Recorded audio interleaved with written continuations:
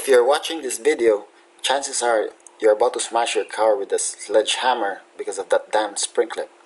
So we'll just fast forward to that part. You just need to know this.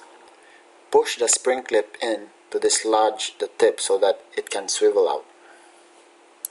At first I thought it was a bad design because there's no reason to deviate from the old twist and pull we've been familiar with for decades. I admit this spring clip design is just as easy, probably even easier if you know what to do, but my complaint is, why make your customers have to go to YouTube? Then I realized there's actually an advantage to this design, which I will explain later on. For those who came to this video without first trying to figure it out on their own, let me start from the beginning. Step 1. Remove the covers. I'm sure you can easily figure this out on your own.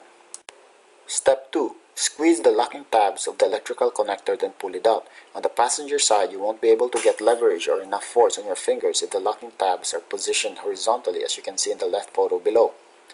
That's because there's not enough space above it for your entire hand to fit. Just turn it so it will be oriented vertically, as you can see in the right photo. You can now squeeze it with more force. This is where the spring clip design becomes useful because the bulb socket is free to turn, unlike the twist design.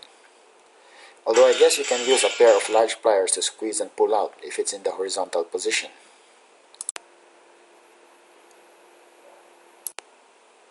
Step 3. Remove the rubber cap.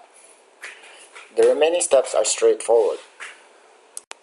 Keep in mind you should never touch the glass part of the new bulb with your fingers because the oil in your fingers will lessen the life of the bulb. Actually, my problem wasn't the bulb, it was the socket.